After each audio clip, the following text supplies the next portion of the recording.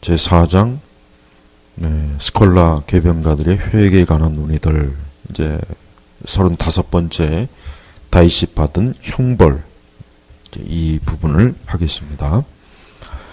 자, 그런데 내가 잘못 이해하고 있는 것이 아니라면 모든 사람은 주께서 다윗을 벌하신 목적에 대해 알고 있을 것이다.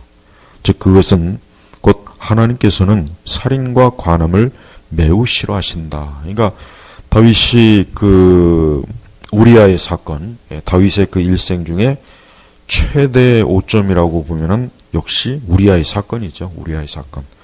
우리아를 참 충성된, 정말 우리아가 얼마나 충성된 다윗의 부하여 신하인데 그를 죽이고 또 그의 아내 바세바를 이렇게 참 빼앗은 거.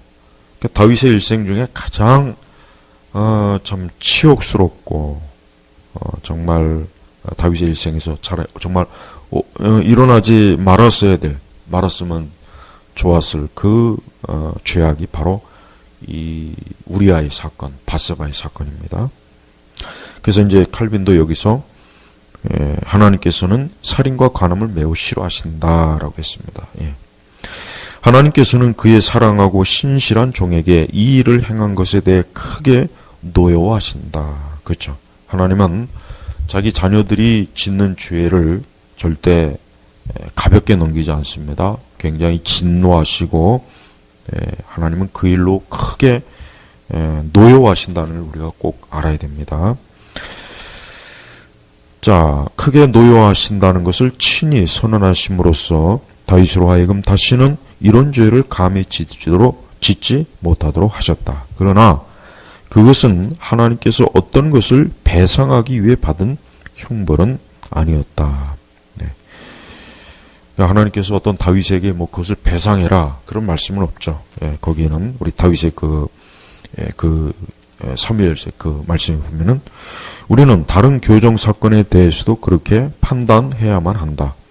그런 교정 사건을 통해 주께서는 그의 백성에게 무서운 전염병을 보내셨는데 그것은 다윗이 불순종하여 인구조사를 실시했기 때문이었다. 그렇죠. 다윗이 어느 날 느닷없이 갑자기 요압에게 이스라엘에 전쟁에 나갈 만한 그 용사의 숫자를 세라 그랬죠. 그때 요압은 굉장히 그걸 싫어했죠. 아니 하나님께서 우리와 함께 하시는데 그 숫자가 뭔 소용이냐. 근데도 다윗이 요압을 다구쳐서 마지못해서 숫자를 셌단 말이에요. 하나님께서 나중에 그 일로 인해서 다윗을 크게 책망하고 이스라엘을 그로 인해서 전염병을 보내가지고 많은 이스라엘 백성들이 하나님의 심판으로 죽습니다. 지금 그걸 얘기하는 겁니다. 자, 그는 다윗이 지은 죄를 값없이 용서하셨지만 이러한 죄를 처벌하시는 것은 모든 세대의 공적인 모범이 되며 다윗을 겸손케 하기 위해서도 합당하다고 여기셨기 때문에 그의 채찍으로 매우 냉혹하게 징계하셨던 것이다. 그러니까 다윗은 하나님의 사랑을 많이 받았어요. 근데 하나님의 사랑을 많이 받은 만큼 다윗은 굉장히 하나님께로부터 채찍도 정말 아주 무섭게 채찍을 맞았어요. 그러니까 어쩌면 다윗이 그만큼 하나님이 다윗을 많이 사랑한 거예요. 그렇죠? 그만큼 하나님께서 다윗을 많이 사랑했기 때문에 다윗이 지은 죄에 대해서 하나님께서 혹독하게 징계를 한 거죠. 오늘 우리도 마찬가지입니다.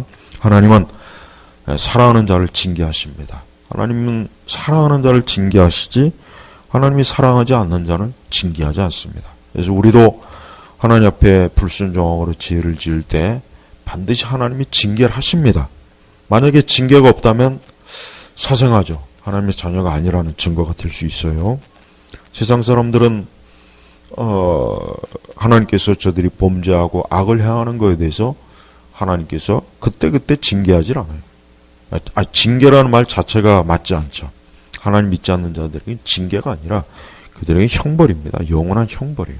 그러니까 우리는 하나님 믿지 않는 자들이 악을 행하는데도 번성할 때 그걸 이상하게 생각할 것이 아니라 저들은 결국 최후에 하나님께서 저들을 영원한 지옥의 형벌로 심판하시려고 저렇게 그냥 내버려 두는구나.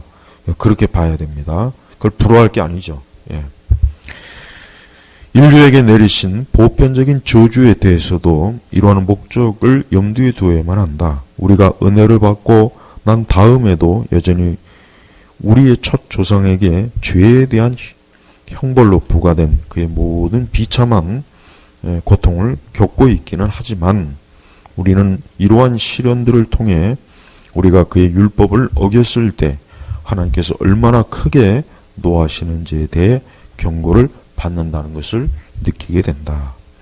이와 같이 우리의 비참한 형편을 생각함으로써 실망하고 겸손하게 되어 우리는 참된 행복을 더욱 간절히 사모하게 된다. 누구든지 현세에서 당하는 재난들이 우리 죄에 대한 형벌로 부과되었다고 생각한다면 그것은 전적으로 어리석은 일이 될 것이다. 예. 현세에 당하는 재난들이 우리 죄에 대한 형벌로 그렇게 생각하지 말라. 그죠? 그리스도섬도 이러한 의미로 다음과 같이 기록했을 것이다. 즉 하나님께서 이런 목적으로 즉 악행을 계속하는 자들을 회개시키려고 형벌을 가하신다면 회개한 이후에는 형벌은 이미 필요하지 않을 것이다. 그러므로 하나님께서는 각 사람의 성질에 적합하다고 생각하신 대로 어떤 사람은 더욱 엄하게 다루시고 또 어떤 사람은 더욱 친절하게 관대함으로 다루신다.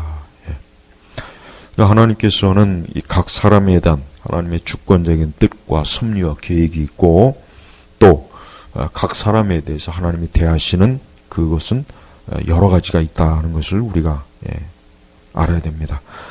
따라서 하나님께서는 자신이 내리는 형벌은 결코 지나치게 가혹하지 않다는 것을 가르쳐주기 위해 종종 강팍하고 완고한 백성들을 꾸짖으신다. 왜냐하면 그들은 얻어맞으면서도 여전히 계속해서 죄를 짓기 때문이다. 예레미야 5장 3절의 말씀이 있죠. 이런 의미에서 그는 에브라임이 한쪽은 시커멓게 타고 한쪽은 익지 않은 떡과 같다고 책망하신다. 호세아 7장 8절입니다. 분명히 그 이유는 교정시키는 것이 그 마음에까지 이르지 못하였으므로 그 악들을 익혀내어 용서를 받을 수 있도록 해주려고 하시기 때문이다. 이와 같이 말씀하시는 분은 누구든지 회개하기만 하면 곧 관대하게 대해주실 것이라는 사실과 또한 그로 하여금 우리의 범죄에 대해 엄격하게 징계하신다는 것을 우리의 완고함 때문인데 우리가 자발적으로 잘못을 고치게 되면 그런 엄격한 징계는 없어지게 될 것이라는 사실을 나타내 보여주고 있다. 그러니까 우리가 이제 성경에서 구약 성경에서 보면은 하나님은 자기 백성들이 목이 곧고 고집이 세고 회개하지 않고 자꾸 마음을 강팍하게 할 때 그만큼 더 큰 징계와 하나님의 진노를 저들에게 나타내 보여요. 그러나 하나님의 백성들이 그 마음이 부드럽고 회개하고 겸손하고 참 하나님 앞에 참된 회개 돌이킬 때 하나님은 어때요? 그 진노와 징계를 하나님이 거두시거나 낮추십니다. 예.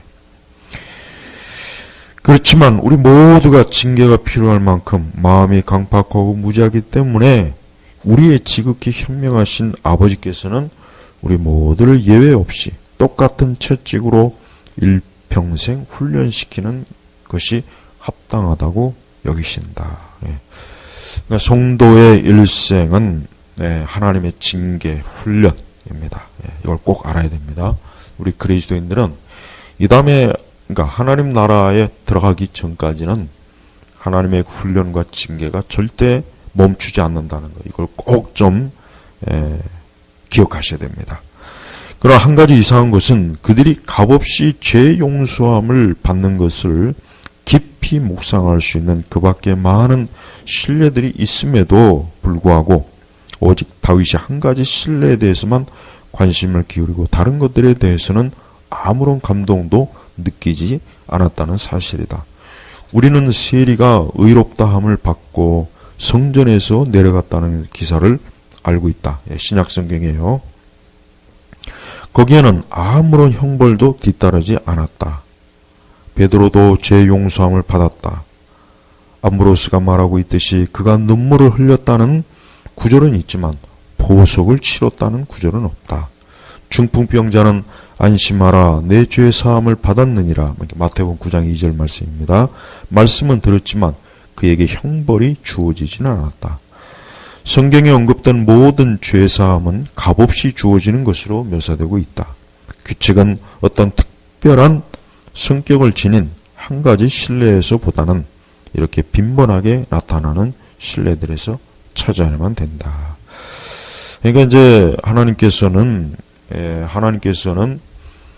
하나님의 자녀들이 어떤 죄를 짓고 악한 길로 갈 때 반드시 징계하고 거기에 마땅한 합당한 하나님의 채찍 또 하나님의 진노하심 또 훈련이 있습니다.